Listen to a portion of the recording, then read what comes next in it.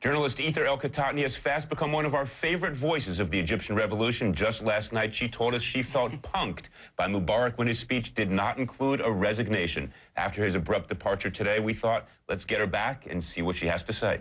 She joins us from Cairo via Skype. So, Ethar, what a difference a day makes. I know, right? 180 degrees. So yeah, it's kind of unbelievable to think that, I'm looking at the papers today, and you had just 10 days ago, Ahram, which is the leading government paper, their headline was "Millions turn out to support Mubarak," and then today the headline reads, "The people have toppled the regime." It's just, it's kind of a little surreal. I don't think it's really sunk in yet that, Tahrir Square, Tahrir, which means liberation, that, the Egyptians, through their courage, through tenacity, through nonviolence, that we actually managed to do this. And in less than 3 weeks, in 18 days, that history has been made, on my doorstep, not just in my history books. It's an incredible feeling. And the streets of Cairo today, I know you've all been covering it, absolutely the biggest celebration I think we've ever had and ever will have. Well, eventually, of course, everybody's got to pack up and go home and face daily life again, but it's still up in the air what that's going to be like. How do you feel going into next week, and how do you think things will unfold?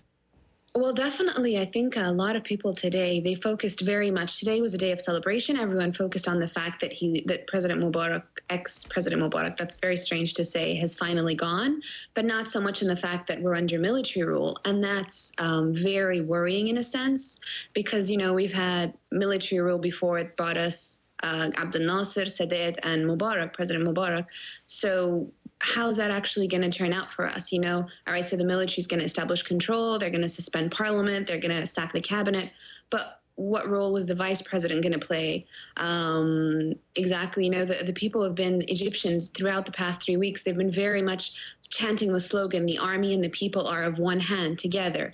And whether this continues, we'll have to see. The statements today, they said very much that that the army would make sure that the promises that ex-President Hosni Mubarak had said would be guaranteed. But, there's always the idea, and they did say, that there would be a date set and clear steps for constitutional reform.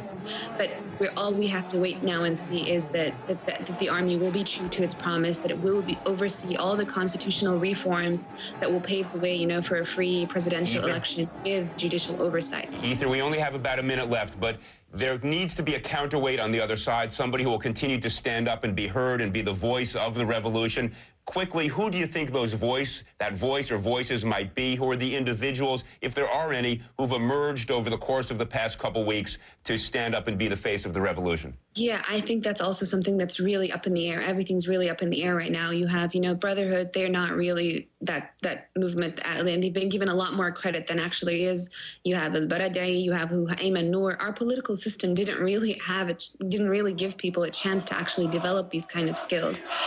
So we'll have to wait and see. And that's also another worrying thing, because since there's no one really qualified, Al-Baradei said today that he thinks it will be at least a year before Egyptians are actually able to have these free elections.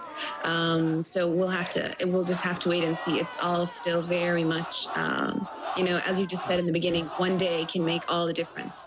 So we'll have to see. Ethar, unfortunately, that's all we have time for tonight.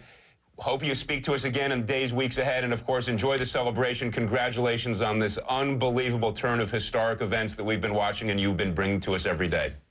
Thanks so much, Ethar. Great talking to you. Good night from New York. Piers Morgan starts right now.